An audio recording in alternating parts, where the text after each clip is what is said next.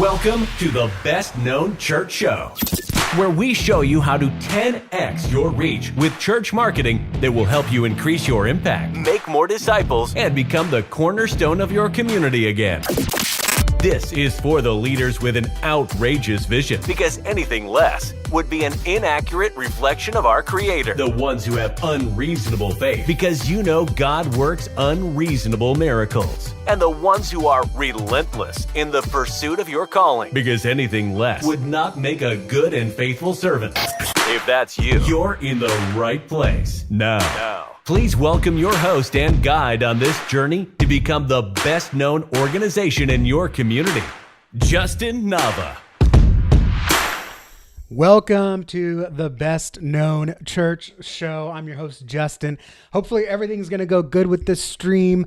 Per usual, I did the stupid thing and updated my software right before we went live, and I lost a lot of my presets. So we are going to hopefully have a smooth and cool broadcast today. Today, I'm going to share with you something that your church has that you are not using to its fullest. In fact, there are very few churches that are using this asset that you have. Even if you're a small church of 35, you're a church plant even, you have these special assets at your disposal that God has given you. I, as an agency owner that runs an agency to help you promote your church, cannot give this to you. I can only bring it out of you. We're going to talk about that today and where to put it, where to broadcast it, how to use it to capture people's attention. Are you frustrated yet that I haven't told you what it is?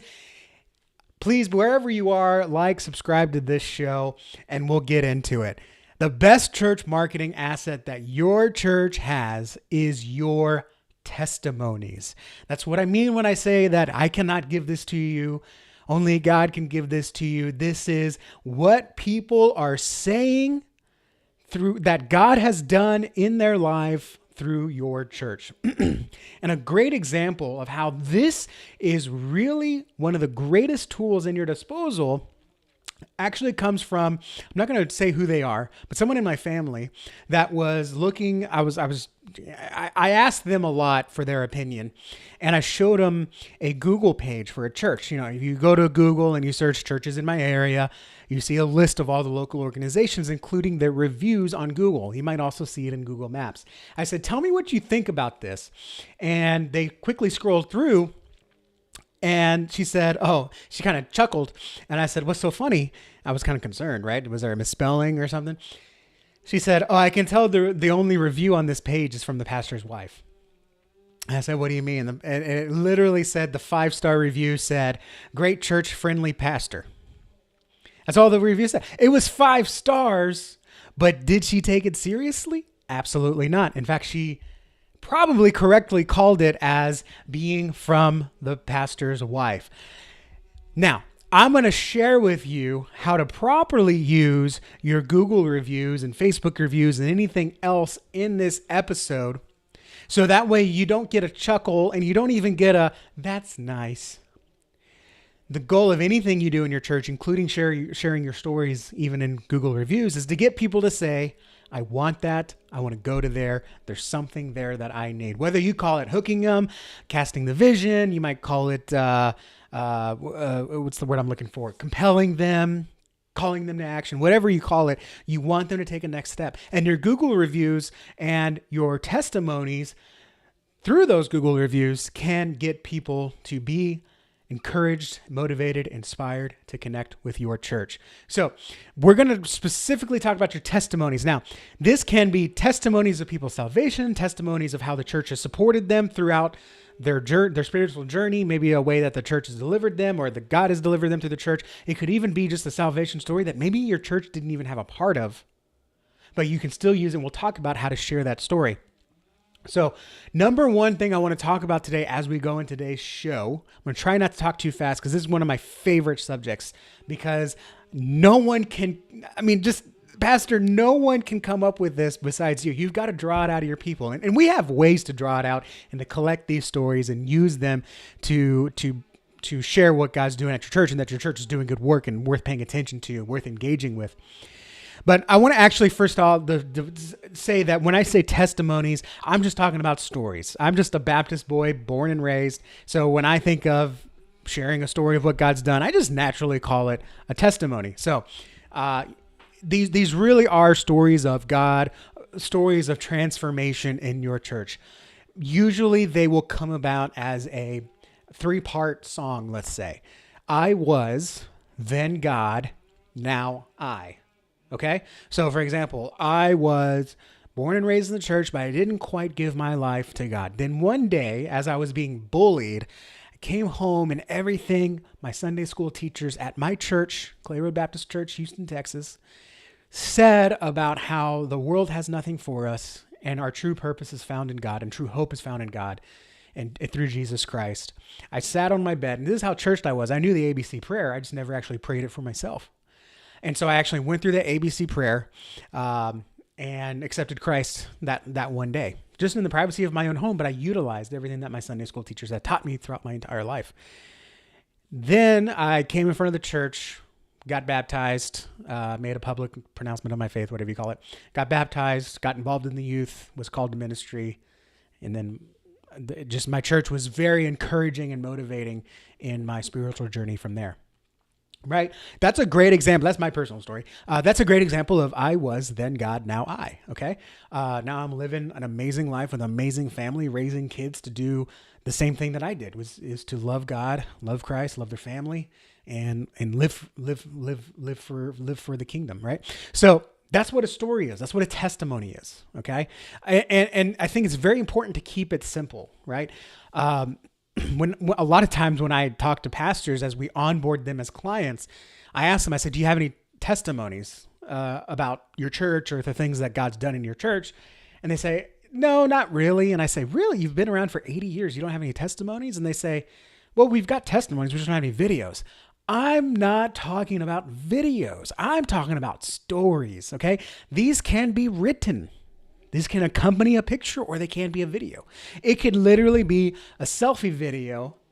Hey, my name is Justin. I'm part of Clay Road Baptist, not anymore, but I'm a part of Clay Road Baptist Church. And I want to say that this church helped me find God and learn how to live the life that He has called me to live. I'm no longer chasing the worthless things of the world that cannot fill that pit in my soul, whatever it is. It can be a selfie like that. Okay, if you're listening to this, I had my phone up. I was recording a little selfie video. Okay, but it can just be written down, right? My family's testimony for my current church is on our website, and it's just written down. I didn't shoot a video, nor do I want to shoot a video. Okay, I'm fine writing it down, right? So that's what a testimony is. It is sharing what God has done in someone's life. Ideally through your church, if we're going to use it to market your church, right? I mean, we all know testimonies are very powerful when sharing the life-changing transformation that God can bring. And we use that to share a story, to get people's attention, to get people to believe that this is possible. And then we use the Bible as support in sharing the gospel with them, right? So you've got testimonies in your church. And if you are a church plant, you still have testimonies. Chances are, pastor, you've pastored at a church before, so someone can say something to your ability to pastor, how well you counsel, how well you supported them through a difficult situation. You're just taking it to another church, okay? So you can still collect those stories of what God is doing through your church, your ministry, and whatever that is. Now, there's a few ways to get these testimonies. And Pastor, this is where I don't have this in my notes. I'm going to be spitballing here because I just realized that this is probably something we should cover, is collecting the testimonies, okay? Because this is a big part of what we do as a marketing agency for churches, is we understand one of your most powerful assets and one of the best church marketing assets your church has is the testimony. We can't write those. We're not going to make things up. We're not that kind of company, okay? So we've got to draw out the stories of your church. And Pastor, what a lot of folks do is they overcomplicate the process. Okay, we're going to send emails. We're going to send texts. We're going to do a large sermon campaign. Brother, we don't got time for that. Okay. We got to launch this campaign next week. Okay. So let me give you a good, better, best form of testimonies. I'm going to give you the good part right here. Pastor, you know people in your church that you baptized, that you married, that you went through counseling, that you made that midnight phone call, or excuse me, they made that midnight phone call and you answered it. And God got a hold of them through that time. Just right now, if you don't have it written down, just call them and ask them their story. And then ask if you can write down, those 3 points. How was it? Then what did God do? And now how are they now? Okay. That's it. And then just call those 2 or 3 people. Write those testimonies down. Okay. If you want to go the extra mile, which I do, we do this, right? In everything that we do, send that to them and ask them to approve it, right? Say, hey, is this cool if we share this on social media, ideally with their name and picture? Maybe they just want to have their initials, right? I have a ministry that when we share testimonies, we just use their initials to keep privacy because there's some sensitive information for that ministry in the content that they deal with. So we just share initials. That is a good way to start collecting testimonies. Okay. The better way, of course, is to take some more time and actually get all the stories of your church. Okay. This better and best kind of bleed together. So let me just kind of bring out the best. And I think the best would be getting all the stories of your church, but using it as a way to use as a teaching moment and maybe do a sermon or a sermon series to showcase how to share your testimony, how to formulate your testimony, right? And by the way, use that, right? I was, then God, now I, right? That's a great 3-part story that you can use to share your testimony. In fact, we use that same kind of framework when we just share information about the church. Okay. So yeah, use that, but then also, maybe helping them formulate their stories more suited for Sunday school or small groups, but then provide an avenue for them to share that story. Either send out an email that they can reply to, send a text that they can reply to. Maybe they can write it down if they're in small group and you're kind of helping them tell that story. And let me tell you this, Pastor, once you have a collection of these stories, I believe that you have permission, if you're going to post these on social media, post these on your website, if you have to clean it up, if you have to delete some sentences because it's too long, or maybe correct some grammar, go ahead and do that. Okay. Now, if they leave a Google review or something that has misspellings, you can't do anything about that. But if you're going to editorialize those testimonies so you can better share them and effectively communicate it, maybe shorten it, take out some details.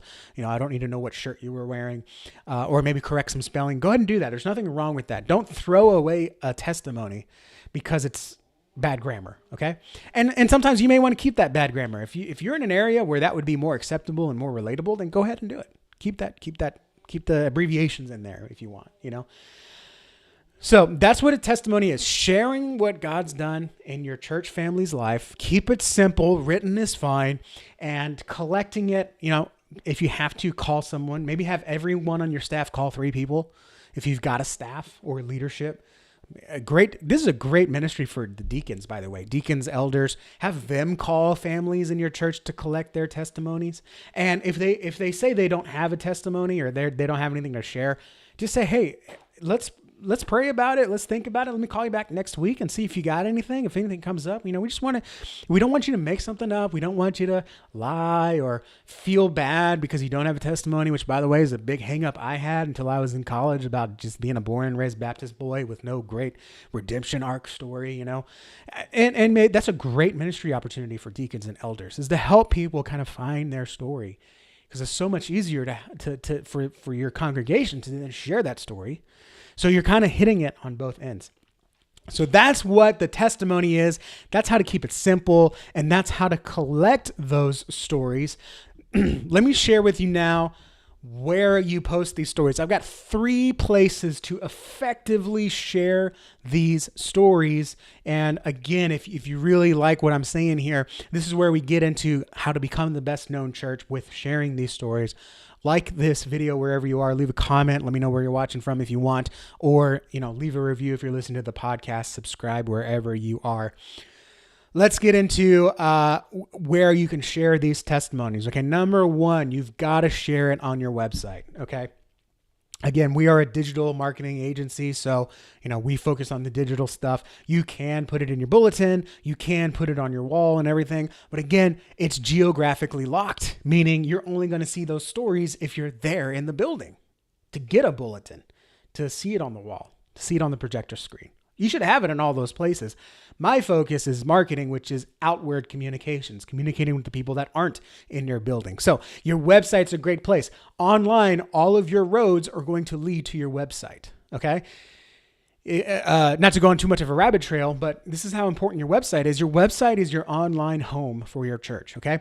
We go out and we do missions in our community, right? We go out to serve families in their homes, to serve local mission opportunities. We go out to do mission trips, but we always come back to our church home and we worship and gather, encourage, equip inside this church home. The same is true for your website. You can go out and do missions and outreach on Facebook, Instagram, TikTok, YouTube, wherever else you're doing ministry, but all roads need to lead back to something that you control, where you can then, again, inform, guide, motivate, encourage, equip within your website. Which, by the way, if your website is not helping equip your people to be disciples, you need a new website. Websites should have engagement now. Websites should have ways for people to learn and be equipped and be encouraged and molded. It's not a replacement for church. It is an enhancement of your church. And if you want to learn more about that, there's a video that I did a couple weeks ago called How Church Marketing Enhances Discipleship. And there's some information about that in there as well. So your website, when it comes to your website, your online home, you must have testimonies in your website. And this is why I say you don't need videos. You don't need fancy videos with B-roll. I used to do those videos, and man, it took like 8 hours to do 1 2-minute testimony. You don't have time for that, pastor, if you're doing it yourself. You don't have time for that if you don't have a dedicated video person like I used to be. So you've got to just do what you have. And if you've got selfie videos or if you've got written text, use it, right? And you want these videos on the most important page, you want these testimonies, don't have to be videos. You want these testimonies on the most visited pages of your site. Okay. Now, for most churches, your homepage, of course, is going to be number 1. Your plan of visit or leadership page is going to be number 2. And on our end, and this might be because we're an agency, so we're already working with technology-minded pastors, but from what we see on analytics, actually more increasingly, the third most visited page is the media page, where people are going to watch the live stream or watch message replays. Your third, if that's not the case, and by the way, if you don't know this, call me, because you should know your most visited pages. You should have analytics. In fact, as I record this, it's February 2nd. I'm about to send analytics to all of our clients so we can know their most visited pages, know how many people called the church through their SEO, etc. Okay. Got to try not to get on rabbit trails here. So you want to have those testimonies on your most visited pages, your homepage, your plan to visit page, your leadership page, your media page. If you have a ministry page that gets a lot of traffic, you can put it there too. You want to have your testimonies on these pages. Why? Because you want people to see these testimonies. You don't want to create a testimony page, put it under a resources tab. No one's going to go find that page, right? So no one's going to see their stories. That's a great way to have a collection, but that should not be your only place to host your testimonies on your website. Okay, so whatever your most visited pages are on your website should be the place to have these testimonies. What I like to do is put a testimony right underneath that very top section of your website. So if the very top of your website says, hey, find a place to be healed and discover your purpose, click here to find out more, or click here to visit on Sunday. As soon as they scroll down, boom, there should be a testimony. I was wandering through this life alone, felt lonely, thought about taking my own life. God got a hold of me, called me into this church. This church counseled me, and this church helped me, support me. And now I'm living my best life, right? Whatever that testimony is, have a picture of the person if you can. And if not, a video is fine too. If you want to do a video, that's cool too. All right. On your plan to visit page, what to expect Sundays, right? Sunday, here's our address. Here's our times we meet. Here's what's for kids. And then there should be a testimony somewhere on there. Okay. If you have ministry specific testimonies, right? If you have youth testimony from your students, put it on the student page. Because again, what this does is it shares that God's actually doing something in your church. And most pastors I work with and talk to, I guess I should say all pastors I work with and talk to are not interested in butts and seats and vanity metrics and helping people check the list. They actually want people that desire transformation in their life, that want to escape loneliness, that want to escape the vices of sin in their life. And so sharing these stories shows you're not like every other church they've looked at, not like every other church they see on TikTok, any of these other abusive churches they read about in the news. They read that this is a church where God is at work. And if they're thinking about God, they need to find a church where God is at work. Your testimonies on your website as they are checking out your church will say more about you than you ever could on your own, just writing your own website content. Okay. So that's how you utilize testimonies on your website. Okay. Text is fine. Right. Number 2, social media. Now remember, because I'm a marketing guy, when I talk about social media, I'm not just talking about like posting on your Facebook page or your Instagram profile. I'm also talking about advertisements. Okay. If you haven't heard me say it before, you're going to hear me say it often, and now might be the first time. If you're just posting to your profiles, you are only reaching your inner circles, the people that know you or the people that know the people that know you. That's it. So if 100 people know you and like and follow your Facebook page, you're maybe going to get 20 of those people, 10 or 20 of those people to actually see that post. And then maybe another handful more that don't follow you that might see it because they know someone that saw it. Okay. But if you want to reach thousands of people, just put a few dollars behind a Facebook ad. So when I talk about social media, I'm not just talking about posting on your profile. I'm talking about advertisements as well. So a great thing you can do then is, don't think it has to be video. Just think posting this text to your Facebook page, Facebook profile, pastor. You can post it on your profile too. Your leadership can.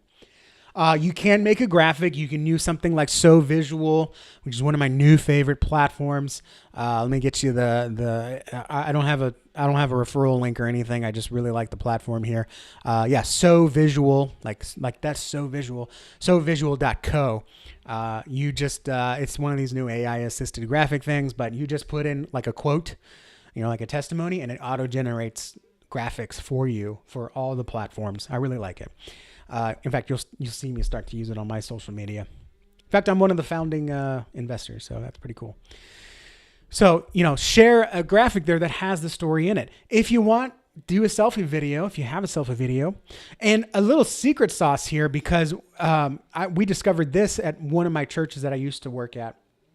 If you have something that's sensitive and they don't want to share their story, but they want the story to be known, you can have someone on staff that play a part and have them tell the story. Okay. A great example is our benevolence ministry. We have a benevolence ministry when people can come in, they can get gas money for job interviews. They can get housing assistance. If they need help making their mortgage because they lost their job or whatever it is, we would help them with that. Okay. Now, obviously someone says I couldn't pay my rent. I couldn't pay my light bill. I'm not going to share that because that's embarrassing. Hey, I get it. But what we can do is have our receptionist who helps with the benevolence tell that story. And she can write it out or get in front of a camera and say, hey, I'm the receptionist here, and I have a lot of requests to help people, using our benevolence funds. And I'm going to share with you a story about this lady that came in dire straits. Her husband left. She's alone with these kids. She didn't have a job. And now she's having to raise this kid. Formula is expensive. She's having to find a job at the same time. We came alongside with her. We got her groceries for a couple of weeks. We made sure she had gas money, and we made sure her kid had formula. Her baby had formula for a couple of weeks while she was trying to figure out a job.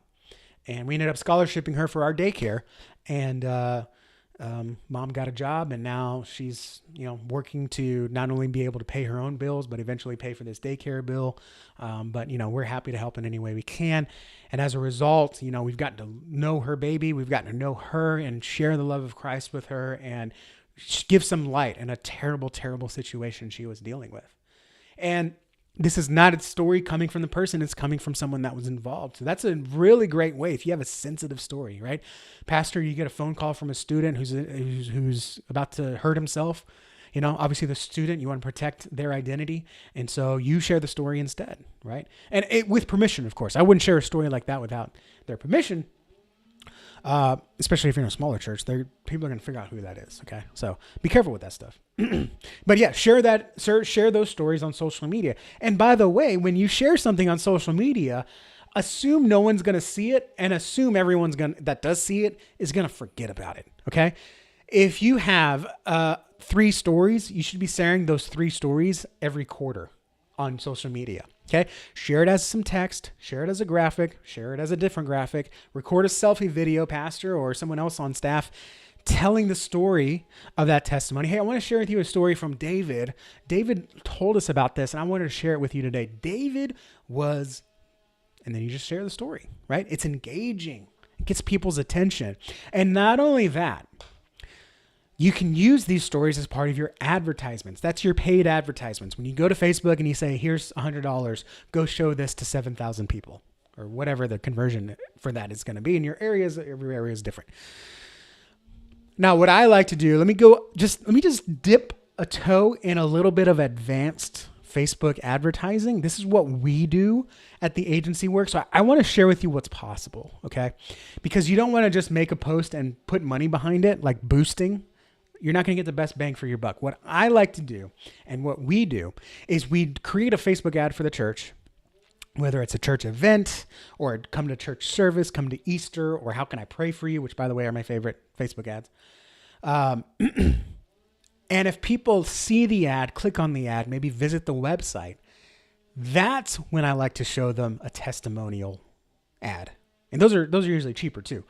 So I'm not showing a testimonial ad to militant atheists that might get the advertisement. I'm showing it to people that visited our site or looked at our Facebook page, but didn't do anything yet. So it's not like, come to our church, come to our church, come to our church. It's more like, come to our church because there's someone here like you. And if they check out the page or whatever, but then don't make a decision, now they say, here's someone that might be like you. You know, here's Molly. She's a single mom. She got support through this, right? That's a great way to share testimonies on social media, because you're not just blasting the story out for anyone to see and possibly attack. You're just showing it to people that already have shown interest in your church. And that's almost like a close. Like, I know you're interested, and here's why you should finally make that decision. Huge change in the way, in the results of your social media. The last one is probably my favorite. The last way to use your stories, again, the best church marketing asset your church has, is reviews, okay? Google reviews, Facebook reviews, Yelp reviews even. Now, I talked to a pastor this week, and he said, not everyone's going to like the church. I'm not really concerned. I know getting reviews can be important, but I'm not really concerned with reviews because not everyone's going to like the church. And I totally get that, right? Not everyone liked the Son of God when he was on the planet, right? And like I shared with you at the beginning of the show, I don't want you to have reviews that say great church, friendly people, funny pastor, nice facilities. They got the town's biggest slide, okay? What I want you to have are reviews that say, I was lost, but now I'm found because of the work this church has done in my life, because of the work that God's done through this church in my life. Those are the reviews where if you see that, you don't think the pastor's wife wrote it, you don't think it was done in passing by a one-time guest. This is someone that is actively being transformed in their life. And it's a sneaky way to get a testimony in front of someone that's just looking for church. Okay. And if you remember, when you go to Google and you search for churches, they're probably not going to click on your website. They're going to click on your Google profile. So if you have reviews on your website, but no one's clicking on it, then you got to get that review to them somehow. So you do it through a review. So what I like to do, and we do this as well in our agency as part of our definitive church marketing method, is we have a campaign where we text your people to share their stories and then also review the church. And then we invite them to share their story on your Google page or your Facebook page. Okay. So this way, when your people are leaving reviews, they're not saying good church friendly people or 5 stars with nothing at all. They're saying 5 stars, this church changed my life. And what that does, Pastor, is it shows not only that God's at work, but also someone is going to see themselves in that review. 5 stars. My name is Molly. My husband left me. I was in dire straits. This church rescued me from getting evicted, helped feed my child when I couldn't, and is now I'm back on my feet. I'm serving. I'm loving Jesus. I'm loving my life. This is amazing. Every single mom is going to relate to that post. Nay, every mom. Okay? If I share my story, I was born and raised Baptist boy. I have very strict high standards for my churches, and this church meets every one of them. Pastor preaches from the Bible and got a hold of my life. And when I said I'm not being obedient in my faith, he walked me through that. The groups are speaking into my life and serving my family. And now I really know what it means to be a disciple and live my life to the fullest for Christ. Someone who was born and raised in church and has those same high standards, or maybe says, I've tried other churches and none of them, they're all just in it for the money. I had someone tell me that. I left that church because they were just in it for the money. They're going to see that review and say, maybe this is the one. Versus, funny pastor, great preaching, right? These stories get people's attention, and they get it in a way that they weren't even expecting, which makes it more memorable. Now you can do this on Facebook. You can do this on Yelp. I would advise against just doing a campaign like copy paste. It looks a little more disingenuous, but share the story on Google 1 month, share it again on Google, on Facebook the next month. There's a way that you can do that without being schemy. I do believe someday Yelp is going to look and see this story was left on Yelp. This review was left on Yelp the same day as this review was left on Google. Probably a little less authentic. So we're not going to show it up the top, right? I do believe that day is coming. These platforms are getting smarter and smarter. So I would advise against that. So listen, if your stories being on your website, your social media, your reviews, it is one aspect of what we call the definitive church marketing method. If you want to get a total checklist of everything you can do to make your church better known, to get it out from under the bushel, to stop being the best kept secret and to become the best known organization in your community, go to bestknownchecklist.com. Again, that's bestknownchecklist.com. I've got a checklist that you can go through and you can see exactly what you are doing and make sure you're doing everything you should be doing. And not only that, see what you're missing out on and what's possible that maybe you didn't even know. I had a pastor tell me up until a couple weeks ago, I didn't even know there was a Google grant where I can get free ad spend from Google. I had a communications director from a church who's working with an outside agency to help take some work off of her plate. And she said, they never told me about the Google grant. We're paying for Google ads. And that agency, a secular agency, I'm sure does good work, didn't even know about it, right? So you got to have someone in your corner. Go to bestknownchecklist.com. Get that checklist so you can see everything. And there's a special bonus, by the way. When you download it, I give you a little video that shows how to use the checklist, what to look for, and there's a little bonus offer there that you only get when you go to the Best Known Checklist. So bestknownchecklist.com. Listen, guys, thank you for watching, and I want you to remember this. When you're just thinking about, is this something we should do? Is this worth pursuing? If you're a pastor, your time is valuable. I don't want to send you on a wild goose chase. I will always be the one to say, you know what, this is nice to have. This is maybe something to do down the road. This is something to outsource. But remember this, pastor, people will hear what you say about yourself, but they will listen to what others say about yourself, okay? They will hear what you will say. They will believe what others say.